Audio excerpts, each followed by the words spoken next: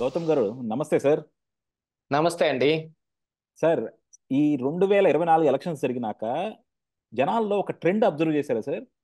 First elections అయిపోగానే అందరూ కూడా చాలా క్లియర్ గా కూటమి కొట్టేస్తుంది, కూటమి కంప్లీట్ గా హ్మ్. మెజారిటీ వస్తుందని చెప్పి చాలా గంటాపదంగా చెప్పారు. సో అవును. ఒక 2 3 రోజుల తర్వాత ఏమైందంటే స్లోగా ఈ పెయిడ్ అనలిస్టులు కానీ లేకపోతే పెయిడ్ జాతకాలు చెప్పేవాళ్ళు కానీ వీళ్ళంతా కూడా మార్కెట్లోకి వచ్చారనమాట. మార్కెట్లోకి అవును. వచ్చి ఒక పిచ్చి లెక్కలు ఇయో తీసుకొచ్చి లేదు, జగన్మోహన్ రెడ్డి కూడా అధికారంలోకి వచ్చేలా ఉన్నాడు, టఫ్ ఫైట్ వచ్చేలాగా ఉంది. ఆ, ఇలా హ్మ్. ఇలా ఒక నెరేటివ్ బిల్డ్ చేయడానికి ట్రై చేస్తున్నారు. సో వాళ్ళు ఎంత బిల్డ్ చేసుకున్నా సరే ఈ రోజు కొంతమంది ట్విట్టర్ హ్యాండిల్లో పోస్టులు చూసినా సరే అవి చాలా వింతగా ఉన్నాయి అనమాట. అంటే ఎప్పుడైనా హ్మ్. సరే మనం పొలిటికల్ అనలిస్టులు కానీ సెఫాలజిస్టులను కానీ లేకపోతే మీడియాకు వచ్చే న్యూస్లు కానీ నమ్ముకుంటా ఉంటాం అనమాట, అనాలిసిస్ అవును. చేసుకోవడానికి. కానీ వీళ్ళంతా కొత్తగా జాతకాలను నమ్ముకుంటున్నారనమాట. ఎందుకంటే ఎక్కడ చూసుకున్నా సరే జాతకాలు చెప్పే వాళ్ళందరూ కూడా జగన్మోహన్ రెడ్డి అధికారంలోకి వస్తున్నారు, చంద్రబాబు ఆ! రావట్లేదని చెప్తున్నారు, సో ఇది చాలదా మాకు ప్రూఫ్ అంటున్నారు అనమాట. నిజంగా హ్మ్. జాతకాలే గనక చెప్పుకుంటే జాతకాలను నమ్మే గనక ఎలక్షన్లు కండక్ట్ చేసుకుంటే అసలు ఎలక్షన్లు కండక్ట్ చేయడం ఎందుకు సార్? మనం ఇక్కడ హ్మ్. ఫస్ట్ చెప్పుకోవాల్సింది వేణుస్వామి. ఈ వేణుస్వామి ఎన్నిసార్లు విఫలమైనా సరే మళ్ళా మళ్ళా మళ్ళా మీడియా ముందుకు వస్తూ ఉంటాడు అనమాట. మళ్ళా మళ్ళా హ్మ్. మీడియా ఛాలెంజ్ చేస్తూ ఉంటాడు. అదే ట్రాప్ లో మీడియా కూడా పడతా ఉంటుంది. కాకపోతే ఇవన్నీ పెయిడ్ మీడియాలో కాబట్టి ఆయన చెప్పిన దాన్ని ఆయనకి కావాల్సినట్టు జగన్మోహన్ రెడ్డి గారికి కావాల్సినట్టు ప్రాపగేట్ చేస్తా ఉన్నారు. ఏంటి సార్ అంటే మనం ఈ 21st సెంచరీలో ఉండి కూడా ఇంకా ఇలాంటి న్యూస్ని ఇలాంటి జాతకాలని నమ్మేసి ట్రెండ్ మారిపోతుందని అనుకునే అంత అమాయకులు ఉన్నారంటారా? ఖచ్చితంగా జాతకాలను నమ్మి ట్రెండ్ మారుతుంది అనే అమాయకులు చాలా మందున్నారు. ఆ, అందుకోసమే ఈ జగన్మోహన్ రెడ్డి ఆడుతున్న ఒక వింత నాటకం అన్నమాట ఇది. ఉహు, ఇప్పుడు ఎవరైనా ఒక అనాలిసిస్ చెప్పారనుకోండి, ఉమ్, సెఫాలజిస్ట్ కావచ్చు, లేకపోతే అనలిస్ట్ కావచ్చు, ఎవరైనా ఒక అనాలిసిస్ చెప్పారనుకోండి, దానికి ఒక బేస్ ఉంటది. ఆ పార్టీ ఇక్కడ ఉన్న పరిస్థితి ఏమిటి? ఇక్కడున్న వాళ్ళు ప్రవేశపెట్టిన పథకాలు ఏమిటి? ప్రజలకు వాళ్ళు చేసిన మంచి ఏమిటి? అనే దాని మీద, లేదు వాళ్ళ మీద ఉన్న వ్యతిరేకతను ఈ విపక్ష నాయకులు ఏమాత్రం ఆకట్టుకోగలిగారు అనే దాని మీద ఒక బేస్ ఉంటది. జాతకానికి బేస్ ఏమి ఉండదు. వాళ్ళు ఏది చెప్పితే దాన్ని గుడ్డిగా నమ్మటం తప్ప వేరే బేస్ ఏమి ఉండదు. ఇదిగో ఇలాంటిది ఉంటదంటారు. మనకేమీ తెలీదు. ఆ పైనున్న నవగ్రహాలని బేస్ చేసుకొని ఇది ఈ స్థానంలోకి వెళ్తుంది కాబట్టి ఇలా జరుగుతుంది అనంటే, ఇంకొక జ్యోతిష్యుడు అది ఈ స్థానంలోకి వెళ్తే వేరే జరిగిద్దని చెబుతాడు. వాళ్ళిద్దరికీ బేస్ ఏమి ఉండదు. అతను చెప్పింది నమ్మాలా, ఇతను చెప్పింది నమ్మాలా అనే దానికి బేసే ఉండదు.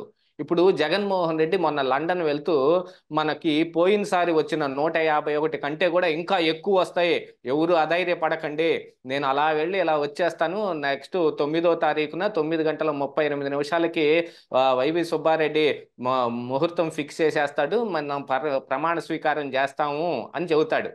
దాన్ని బేస్ చేసుకుని ఇలాంటి జాతకాలు అన్నిటినీ బయటకు తీస్తే, ఇప్పుడు సెఫాలజిస్ట్ని అది చెప్పమని అడిగారు అనుకోండి, అది చెప్పలేడు.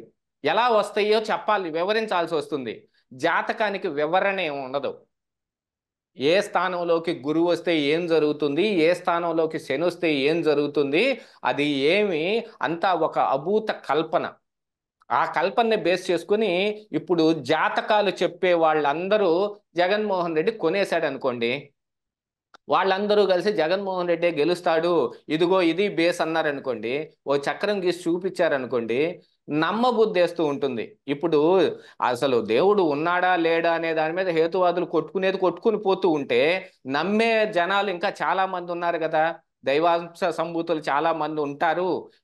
దేవుడు ఉన్నాడు, దెయ్యం ఉంది అని నమ్మే వాళ్ళు ఇప్పటికీ చాలా మంది ఉన్నారు. ఈ 21st సెంచరీయో 22nd సెంచరీయో కాదు, ఇంకొక 10 దశాబ్దాలు ముందుకెళ్ళినా కూడా దైవం ఉంది అని నమ్మేవాళ్ళు చాలా మందే ఉంటారు. దైవభక్తి ఇంకా అలానే ఉంది. అది ఒక నమ్మకం కావచ్చు, మరి ఇంకేదైనా కావచ్చు. యాక్చువల్గా టాపిక్ అది కాదు కాబట్టి దానిలోకి లోతుల్లోకి వెళ్ళవలసిన అవసరం లేదు. కానీ ఇప్పుడు అలాంటి వ్యక్తులు వచ్చి ఇదిగో జగన్మోహన్ రెడ్డి ఖచ్చితంగా గెలిచి తీరుతాడు అనంటే, నమ్మేవాళ్ళు నిజంగా వాళ్ళు జాతక చక్రం ప్రకారం అలా ఉంది కాబోలు అని చెప్తారు. మొన్నటి వెనకటికి ఎప్పుడో గరికపాటి నరసింహారావు గారు ఏదో మాట్లాడుతూ ఒక ఆయన ఇచ్చే స్పీచ్ల్లో కొన్ని చెబుతూ, ఫలానా చక్రం ప్రకారంగా ఫలానాది ఇందులో ఉంటే ఫలానా విధంగా చంద్రబాబు నాయుడు చచ్చినట్టు గెలిచి తీరాల్సిందే, కానీ ఏం చేస్తాం, చంద్రబాబు నాయుడు ఓడిపోయాడు అని చెప్పాడు. అప్పుడు మరి 2019లో ఓడిపోయాడు కదా చంద్రబాబు నాయుడు. అవును. అప్పటికి ఆయన చక్రం ప్రకారం ఆయన ఖచ్చితంగా గెలవాలి. అది గరికపాటి నరసింహారావు అప్పుడు ఆ రోజుల్లో చెప్పింది. కానీ అందుకని ఈ జాతకాలని వీటిని ఏటిని నమ్మమాకండి. ఇదంతా డబ్బుల కోసం ఆడే ఒక మాయ, మిమ్మల్ని మోసం చేయటానికి ఆడుతున్న ఒక మాయ. ఎవడైనా సరే జాతకాలని నమ్ముకొని బాగుపడిన వాడు లేడు, జ్యోతిష్కుడు తప్ప అని ఆయన ఖరాఖండిగా చెప్పేశాడు. దాన్ని నేను ఖచ్చితంగా నమ్ముతాను. కానీ ఒక గోబెల్స్ ప్రచారం ఒకటి చేయటానికి జగన్మోహన్ రెడ్డి ఒక మాటని వెళ్ళాడంటే దాన్ని నిజమేనని నమ్మించటం కోసం ఇప్పుడు ఈ జ్యోతిష్కులు కావాలి.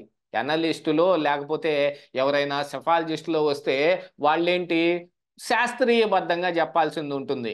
ఇందులో శాస్త్రం లేదు, వీళ్ళ బూడిద లేదు. జ్యోతిష్యం అనేది ఒక శాస్త్రం ప్రకారంగా ఏమి లేదు, అది ఖగోళ శాస్త్రంతో సంబంధించిందని గరికపాటి నరసింహారావు ఆ రోజు చెప్పని కూడా చెప్పాడు.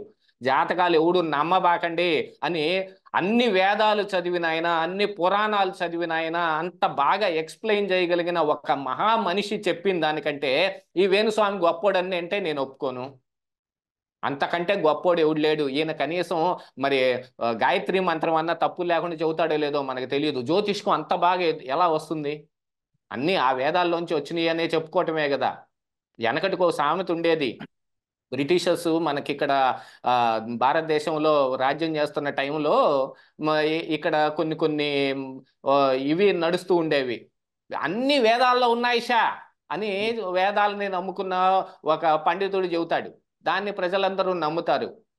కాదు శాస్త్రీయబద్ధంగా అలా ఉండదు అని ఇంగ్లీష్ వాడు ఏదో చెప్పే ప్రయత్నం చేస్తాడు. దాన్ని ఎవరు నమ్మరు, దీన్నే నమ్ముతారు. ఇప్పుడు ప్రచారానికి వాడుకుంటున్న ఒక సాధనాలు అన్నమాట ఈ జాతకాలని. ఎందుకు? ప్రజల్లో జాతకాల పట్ల పిచ్చి పెరిగింది. ఎక్కడ ఉందో ఎందుకు ఉందో లేదో తెలియని ఆ జాతకం పట్ల ప్రజల్లో ఖచ్చితంగా పిచ్చి పెరిగింది. గోబెల్స్ ప్రచారానికి ఆ పిచ్చే తార్కాణం అన్నమాట. జూన్ 4వ తారీఖున జగన్మోహన్ రెడ్డి ఓడిపోయాడు అనుకోండి, ఈ జాతకంలో వీళ్ళందరూ ఇప్పుడు చెప్పిన వాళ్ళందరూ మరొక కారణం చెబుతారు. ఇదిగో నిన్ననే ఇదిగో ఈ గురువు 2 డిగ్రీలు ఇటువైపుకి తిరిగింది, అది ఎందుకు తిరిగిందో తెలియదు, గత 1000 సంవత్సరాల్లో ఎప్పుడు తిరగలేదని చెప్పినా మీరు నేను చేసేది ఏం లేదు. ఇంకోటి కూడా చెప్తారు. మేము జాతకాల అనాలిసిస్ చేసేటప్పటికి మహాకూటమి ఫామ్ అవ్వలేదు. అప్పటికి మేము చంద్రబాబును పవన్ కళ్యాణ్ అనుకున్నాము. నరేంద్ర మోడీ గారు రావటం వల్ల ఆయన జాతకం చాలా స్ట్రాంగ్ ఆయన ఉంది, ఆయన జాతకం రాజయోగంలో ఉంది కాబట్టి ఆయనతో పాటు చంద్రబాబు గారికి కూడా కలిసి వచ్చిందని కూడా చెప్తారు వీళ్ళు. అదే ఇప్పుడు పైన మోడీ ఓడిపోయి ఉమ్, ఇండియా కూటమి అధికారంలోకి వచ్చి కింద చంద్రబాబు నాయుడు గెలిచాడు అనుకోండి, ఆ, అప్పుడు మరొకటి చెబుతారు. అవును. రాహుల్ గాంధీ ప్రభావం మామూలుగా లేదు, ఉహుం, అతను ఇంతకాలం పెళ్లి చేసుకోకుండా ఉండిపోవటానికి గల కారణం ఇదే. ఉహుం, ఆయన జాతకం ప్రకారం పెళ్లి లేదు కానీ ఆయనకి ప్రైమ్ మినిస్టర్ యోగం రాసింది. పెళ్లి కాని వాళ్ళు ఎవరెవరు ప్రైమ్ మినిస్టర్లు అయ్యారు, ఎవరెవరు అబ్దుల్ కలాం లాంటి వాళ్ళని, వాజ్పేయి లాంటి వాళ్ళని ఇప్పుడు తీసుకురాకపోతే చూస్తా ఉండండి. ఉహుం, దేనికి ఒక బేస్ లేనప్పుడు మరొక కారణం వెతుకుతాడు. అందుకే జ్యోతిష్కుడు ఏం చేస్తాడు తెలుసా అండి? ఫలానా వాళ్ళు వచ్చారు, నేను వాళ్ళకి ఇది చెప్పాను, ఇలా జరిగింది, ఫలానా వాళ్ళు వచ్చారు, వాళ్ళకి నేను ఇది చెప్పాను, ఇది జరిగింది అని వాడు కేసు స్టడీలు చెబుతూ ఉంటాడు. ఏది క్రిస్టియానిటీలో కనుక తీసుకుంటే సాక్ష్యం చెప్పేవాళ్ళు అంటారు వాళ్ళని. నేను దేవుణ్ణి నమ్ముకుంటే నాకు ఈ అద్భుతం జరిగిందని వచ్చి స్టేజ్ మీద సాక్ష్యం చెబుతున్నారంటారు. అలాగా వీళ్ళు కూడా వేరే వేరే కారణాలు ఎదుర్కొని సాక్ష్యం చెప్పటం మొదలు పెడుతుంటారు. ఇదిగో వాళ్ళకి ఇది జరిగింది, వీళ్ళకి ఇది జరిగింది, నేను చెబితే మీకు కూడా జరిగిద్ది అంటాడు.